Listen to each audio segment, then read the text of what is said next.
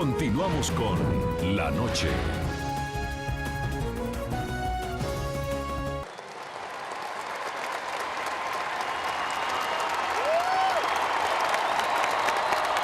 Este fue el recibimiento a Luis Guillermo Solís a su ingreso a la gramilla del Estadio Nacional.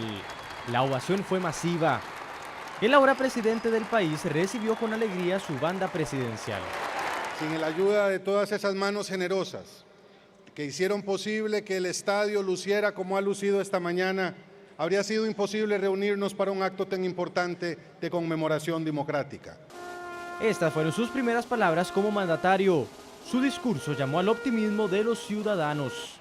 Recibo esta banda presidencial con humildad y conciencia plena de la responsabilidad que asumo ante la patria y ante la historia. La acojo en mi pecho y en mi alma, no como el trofeo que alcanza el guerrero tras la batalla, sino como la representación del mandato de un pueblo libre al que no puedo desobedecer, ni malinterpretar, ni defraudar. Minutos antes, al salir de su casa de habitación a eso de las 9:30 de la mañana, la expresidenta Laura Chinchilla le deseó lo mejor a Solís. Nuestra democracia conmueve, porque a pesar de nubarrones que se interponen, a pesar de debates intensos, a pesar de nuestras diferencias, siempre seguimos protegiendo este importante ritual. También me siento sumamente agradecida con Costa Rica. Una ceremonia que inició con algunos minutos de retraso, pero con más de 70 delegaciones que participaron respetuosamente de la actividad. En medio de aplausos, las más de 22.000 personas recibieron a los presidentes Salvador Sánchez de El Salvador, Otto Pérez de Guatemala, Evo Morales de Bolivia y el presidente ecuatoriano Rafael Correa, entre muchos otros. Pero por mucho, el más aplaudido fue Felipe de Borbón, príncipe de España. Hasta que el momento culmine llegó. La banda presidencial sobre el pecho de don Luis Guillermo Solís, como señal de la labor que tendrá durante los próximos 4 años. Prometió que lo hará con toda firmeza. Transparencia, rendición de cuentas, participación ciudadana, bienestar de nuestros hermanos menores, los animales, libertad de conciencia, defensa del ambiente y respeto a los derechos de las minorías. De esta manera, Costa Rica vivió una nueva fiesta democrática y juramentó al presidente número 47 en toda su historia.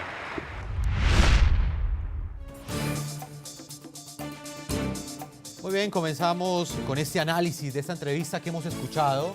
He tenido la oportunidad de realizar con el presidente de Costa Rica a propósito de lo que será este primer año de gobierno luego de haber tomado posesión frente pues, a miles de seguidores que lo acompañaron en esta ceremonia que fue transmitida a través del canal NTN 24. Saludos ahora a Manuel Orozco.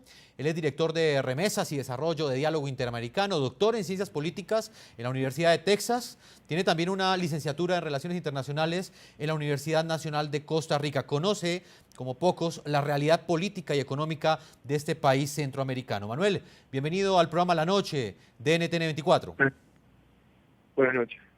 Quiero comenzar preguntándole su opinión frente a la incidencia que tendrá en Costa Rica la llegada de un presidente de centroizquierda que para muchos rompe con la tradición política que en las últimas 6 décadas había gobernado este país centroamericano. ¿Qué incidencia tendrá el gobierno de este presidente? Creo que la incidencia principal es que viene con ideas frescas, trata de romper, como usted dice, el tradicionalismo político, de trabajar con funcionarios públicos tradicionales, con políticos tradicionales, y bueno, en términos de impacto que pueda tener en el país, eso es algo limitado. Él no es un presidente de izquierda como se conoce en América Latina, sino es una persona de ideas socialdemócratas bastante moderadas, pero con un interés muy fuerte, un compromiso bastante consolidado de promover un cambio social en el país que responda, por ejemplo, a aumentar la tasa de empleo en el país, de aumentar la participación de la pequeña y microempresa en Costa Rica y de crear más equidad en un contexto en donde ha habido un crecimiento económico relativamente sostenido, pero la equidad no se ha logrado de la misma manera. Entonces, la incidencia que va a tener va a ser un poco limitada porque no hay mucho que se pueda hacer en un país en donde tiene una economía más o menos de avanzada, hay un crecimiento económico relativamente estable y es un gobierno dividido predominantemente, no tiene mucha fuerza en el Congreso.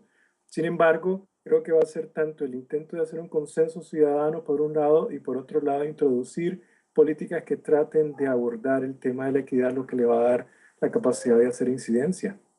Pues Manuel, precisamente le quiero preguntar sobre eso. ¿Qué margen de maniobra tiene en este momento el presidente Luis Guillermo Solís en Costa Rica para hacer ese tipo de cambios que él se propone y que anunció en el discurso? Si bien es cierto, él habló de una concertación, le será muy difícil llegar a ese diálogo porque en la Asamblea Legislativa pues él no tiene las mayorías. Claro, lo que el presidente va a tratar de hacer son dos cosas. Primero, hay dos márgenes de maniobra de los que hay que hablar. Uno es el que tiene que ver con la política macroeconómica, otro es el que tiene que ver con el consenso político. En términos de política macroeconómica, él no puede tener mucho nivel de maniobrabilidad porque sus opciones están limitadas de acuerdo al problema del déficit fiscal con el que se enfrenta, el problema de la tasa de desempleo. Entonces no puede aumentar el gasto público a ciertos niveles porque ya ha aumentado suficientemente, pero por otro lado sabe que hay un problema también de tasas de cambio en términos de la política monetaria del país. Entonces su margen de maniobra es un poco limitado en ese sentido. Lo que puede hacer va a ser beneficiario para el país, sí, pero con ciertas limitaciones. La propuesta que ellos tienen es de reducir el déficit fiscal en un 1%. Si logran hacer eso, va a ser un logro muy importante en su primer año. En términos políticos, hay un reto inmenso, porque es un gobierno dividido en donde hay dos grupos básicamente que van a estar tratando de jalar la influencia del presidente. Por un lado, el grupo más progresista que va a tratar de hacer cumplir al presidente las promesas sociales de cambio que él prometió, y por otro lado hay un grupo más conservador que también estará dispuesto a negociar su voto con el partido gobernante para que se produzcan cambios. Y eso va a ser un poco difícil. Y en medio está el partido tradicional, el PLN, que todavía tiene cierta fuerza, cierta incidencia. Entonces, para contrarrestar esto, el presidente va a tratar de buscar un apoyo dentro de la sociedad civil, dentro de la ciudadanía, para ver cómo balancear sus limitaciones. Por supuesto, para mantener esa gobernabilidad que necesita y que es un capital activo que tiene en ese momento porque cuenta con un gran respaldo de los costarricenses que ven en su llegada al poder un cambio.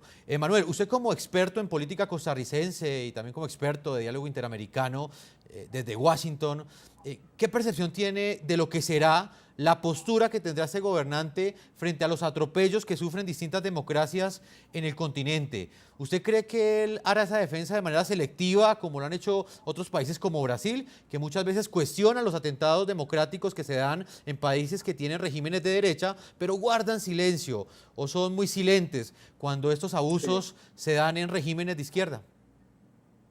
Mire, para eso hay que entender un poco mejor la política, la historia y la política exterior costarricense, más que la iniciativa del presidente. Solo ha habido un presidente en la historia reciente de Costa Rica, el expresidente Oscar Arias, que en los 80 asumió una posición muy fuerte en el escenario internacional. Aparte de él, los presidentes han tratado de mantener una posición relativamente moderada frente a un rango de temas bastante amplio. Entre ellos está la violación a los derechos humanos y está el tema de la democratización.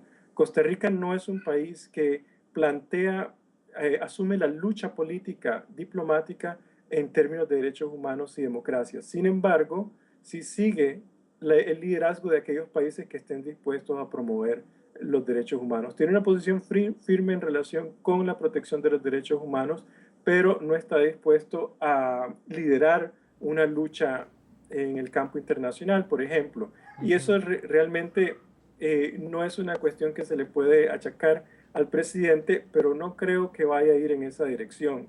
La estrategia actualmente del presidente va más en la dirección de mantener una política moderada hacia América Latina, tratar de fortalecer su perspectiva con China y mejorar la relación y el conflicto que tiene con Nicaragua. Sí, inclusive ha dicho que también mirará mucho al sur, a países como Brasil, como Uruguay, como Chile. Sí. En lo que tiene que ver, Manuel, con la política interna, pues a nivel exterior, en términos continentales, conocemos que el sector empresarial de Costa Rica pues de alguna manera mira con recelo, está en tensión, hay incertidumbre frente a lo que será en términos económicos el gobierno del nuevo presidente de Costa Rica.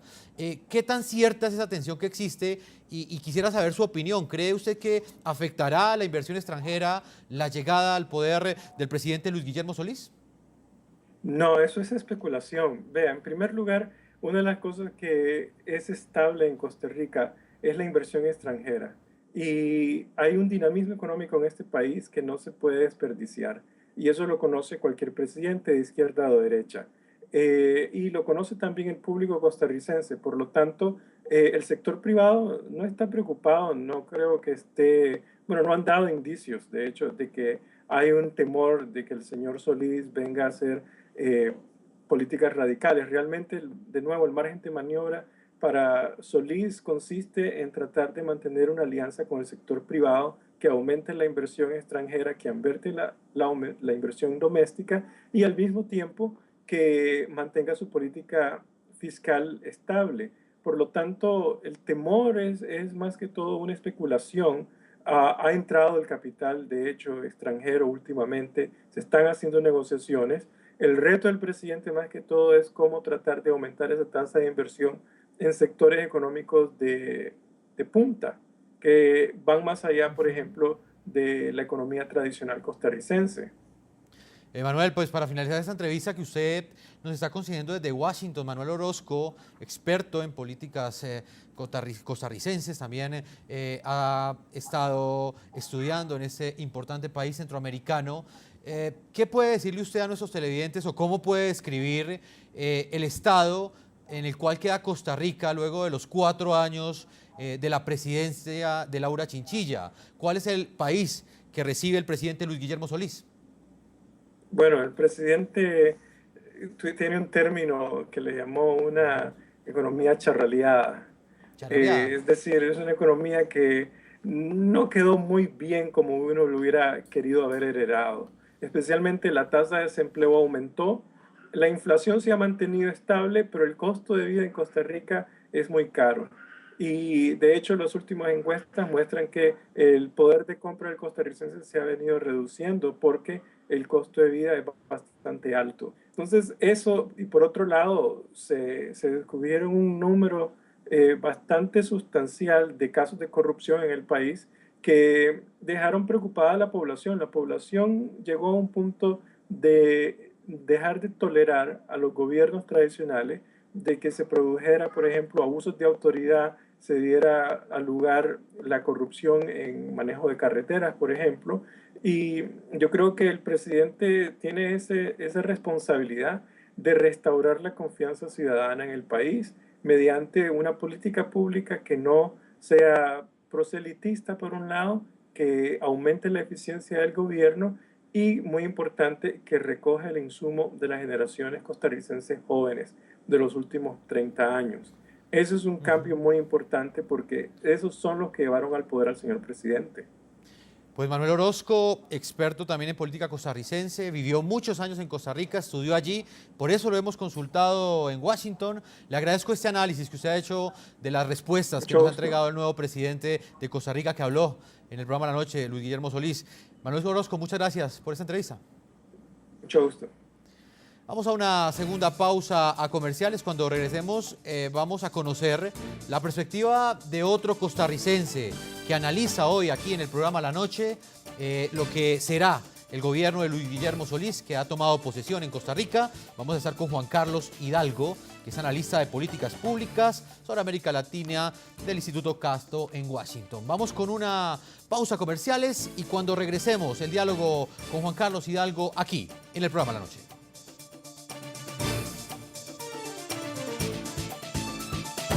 Ya regresamos con La Noche.